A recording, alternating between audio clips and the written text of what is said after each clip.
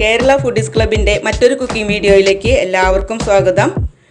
ഇന്ന് ഞാനിവിടെ തയ്യാറാക്കാൻ പോകുന്നത് ഏത്തപ്പഴം ഉപയോഗിച്ചുകൊണ്ടുള്ള ഒരു ഷെയ്ക്കാണ്, ബനാന മിൽക്ക് ഷെയ്ക്ക്.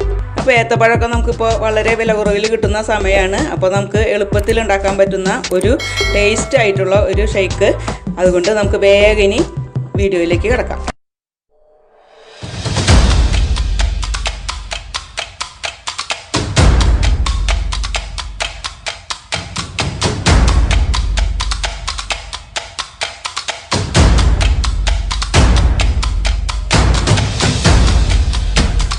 അതിനായിട്ട് ഞാനിവിടെ എടുത്തിരിക്കുന്നത് ഒരു വലിയ ഏത്തപ്പഴമാണ്. നന്നായി പഴുത്ത ഏത്തപ്പഴമാണ് എടുത്തിരിക്കുന്നത്.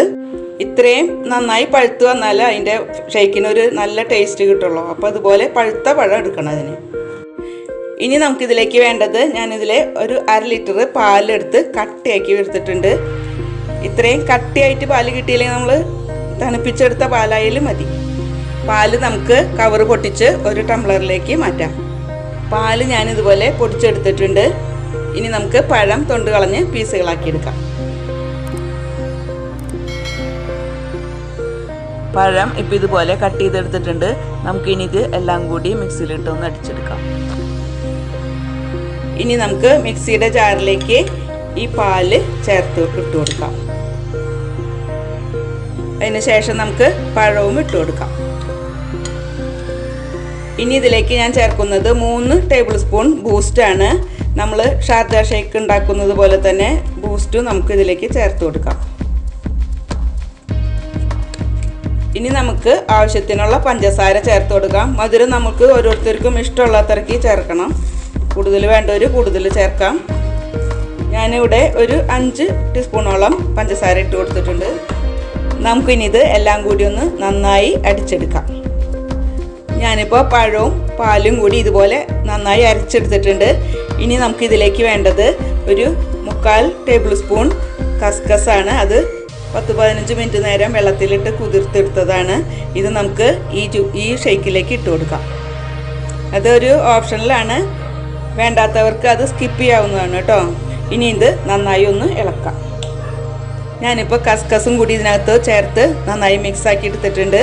ഇനി നമുക്കിത് ഗ്ലാസ്സുകളിലേക്ക് പകർത്താം. നമുക്കിനി ഗ്ലാസ്സുകളിലേക്ക് ഒഴിച്ചു കൊടുക്കാം. നമുക്കിനി കുറച്ച് ഐസ്ക്രീം ഇതിനകത്ത് ചേർത്ത് കൊടുക്കാം.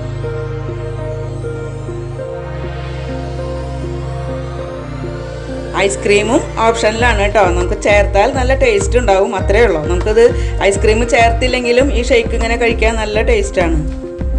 നമുക്കിത് ഇനി ഇതൊന്ന് ഗാർണിഷ് ചെയ്യാം. അതിനായിട്ട് കുറച്ച് കാഷ്യൂനട്ട് ഞാൻ ചോപ്പ് ചെയ്തെടുത്തിട്ടുണ്ട്. അത് ഇട്ട് കൊടുക്കാം. പിസ്തയോ ബദാം പരിപ്പോ എന്തായാലും ഇതിൻ്റെ മുകളിൽ ഒന്ന് ഇട്ടാൽ നല്ല ഭംഗിയുണ്ടാവും. ഇനി നമുക്ക് അതിൻ്റെ മുകളിൽ കുറച്ച് ബൂസ്റ്റ് ഇട്ട് കൊടുക്കാം. ഇതൊക്കെ ഓപ്ഷനിലാണ് കേട്ടോ. ഇഷ്ടമുണ്ടെങ്കിൽ മാത്രം ചേർത്താൽ മതി. ഞാനൊരു ഭംഗി കിട്ടാൻ വേണ്ടി ഇടണമെന്ന് മാത്രമേ ഉള്ളൂ. ഇതൊക്കെ ഓപ്ഷനിലാണെന്ന് പറഞ്ഞാലും ഇതൊക്കെ ചേർത്താൽ മാത്രമേ നമുക്ക് ഷെയ്ക്കിൻ്റെ ഒരു യഥാർത്ഥ ടേസ്റ്റ് നമുക്ക് ആസ്വദിക്കാൻ പറ്റുള്ളൂ. ഇപ്പം നമ്മുടെ ബനാന ഷെയ്ക്ക് ഇവിടെ റെഡി ആയിട്ടുണ്ട്.